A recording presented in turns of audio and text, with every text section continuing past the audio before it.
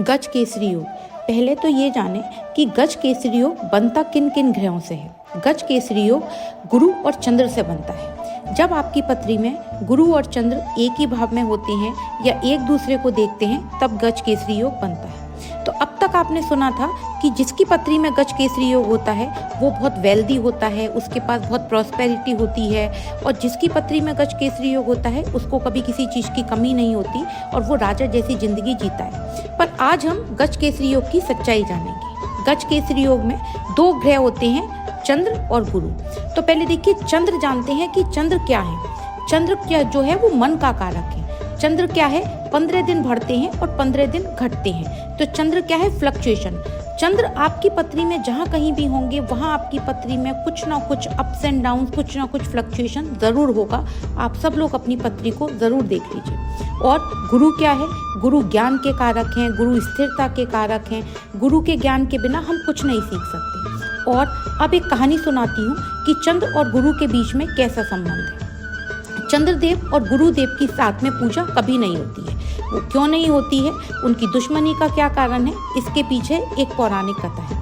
एक बार चंद्रदेव शिक्षा प्राप्त करने के लिए बृहस्पति देव भगवान के पास गए और वहाँ पर वो उनकी पत्नी तारा की सुंदरता पर मोहित हो गए। और बृहस्पति देव की जो पत्नी थी तारा, वो भी चंद्रदेव पर मोहित हो गई और उनके साथ चली गई। और इस वजह से चंद्रदेव और गुरु बृहस्पति देव भगवान में बहुत भयंकर युद्ध हुआ कि उसमें ब्रह्मा विष्णु महेश को भी बीच में आना पड़ा। इन दोनों के चंद्रदेव और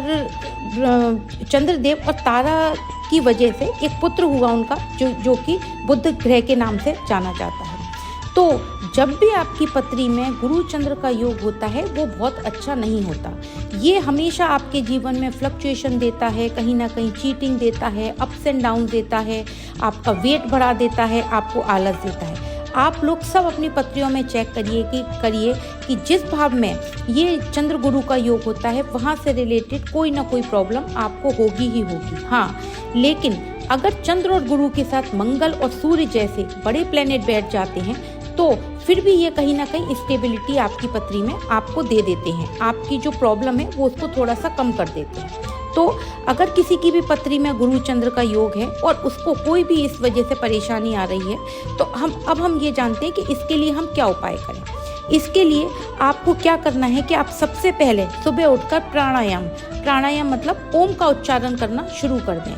कम से कम 21 बार रोज आप ओम का उच्चारण करें। सुबह आप खुली हवा में बाहर जाकर ऑक्सीजन लें और टहलें। गुरु जो है मंदिर है और चंद्र जो है खाना है। आप लगातार हर महीने कम से कम महीने में एक बार कुछ ना कुछ खाने का दान मंदिर में अवश्य करें। और विष्णु भगवान के मंदिर में लगातार आप सफ़ेद बर्फी का भोग लगाएं। कम से कम 5 केले के पेड़ जो है किसी मंदिर में लगवा दें। और अगर आपके दिमाग में बहुत फ्लक्चुएशन हो रहा है तो किसी बरगद के पेड़ की मिट्टी में थोड़ा सा कच्चा दूध डालें और उसकी मिट्टी को अपने माथे से लगाएं। अगर आप ऐसा करेंगे तो गज केसरी योग जो है वो आपके लिए नेगेटिव इम्पैक्ट नहीं देगा, वो आपके लिए पॉजिटिव इम्पैक्ट